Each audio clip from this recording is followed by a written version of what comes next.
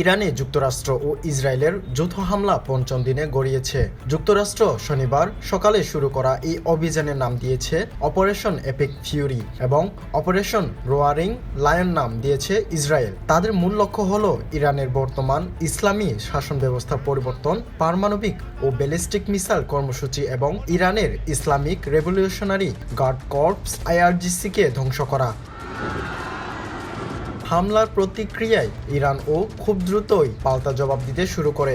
এর অংশ হিসেবে ইসরায়েলে এবং মধ্যপ্রাচ্যের বিভিন্ন দেশে অবস্থিত মার্কিন ঘাঁটি ও দূতাবাস লক্ষ্যবস্তু করে ব্যাপক ক্ষেপণাস্ত্র হামলা শুরু করে ইরান। এই পাল্টা হামলার আজ পঞ্চম দিন। সংবাদ মাধ্যম আল জাজিরার খবর অনুসারে হামলায় এই পর্যন্ত উভয় পক্ষের প্রায় 611 জন নিহত হয়েছেন, আহত হয়েছেন আরও অনেকে।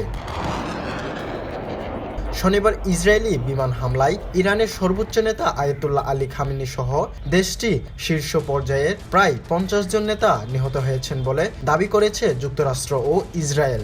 এ সময় খামেনির বাসভবনে হামলায় তার স্ত্রী, কন্যা ও জামাতাও নিহত হন।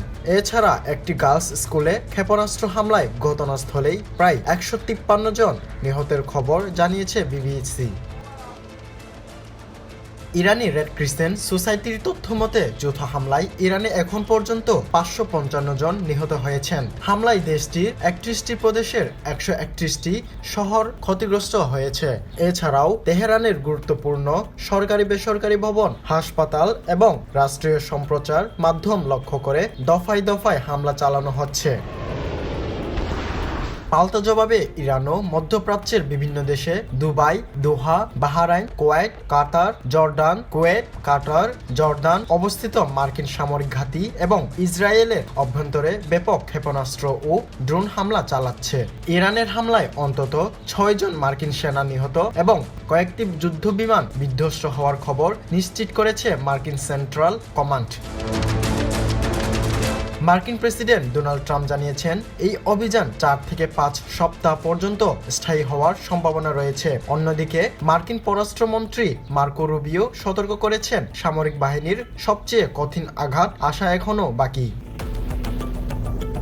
ইসরায়েলি কর্তৃপক্ষ নিশ্চিত করেছে ইরানের হামলায় তাদের অন্তত 11 জন নিহত হয়েছেন। এদিকে ইরানের সঙ্গে ইসরায়েল বিরোধী হামলায় যুক্ত হয়েছে লেবাননের হিজবুল্লাহও। এর অংশ হিসেবে সোমবার 2 মার্চ ইসরায়েল লক্ষ্য করে রকেট ছুড়ে সশস্ত্র এই সংগঠনটি। এর প্রতিক্রিয়ায় ইসরায়েলের পাল্টা হামলায় লেবাননে অন্তত 31 জন নিহত হয়েছেন বলে জানিয়েছে কর্তৃপক্ষ। আমিরাতে অ্যামাজনের ডেটা সেন্টারে ড্রোন হামলা। এছাড়া ইরানের হামলায় কুয়েতে 2 জন, সংযুক্ত আরব আমিরাতে 3 জন, ইরানে 2 জন এবং বাহরাইনে অন্তত 1 জন নিহতের খবর পাওয়া গেছে। এই যুদ্ধের ফলে বিশ্ববাজারে স্বর্ণ, তেল ও গ্যাসের দাম হু হু করে বাড়ছে এবং মধ্যপ্রাচ্যে বিমান চলাচল ও বাণিজ্য মারাত্মকভাবে ব্যাহত হচ্ছে।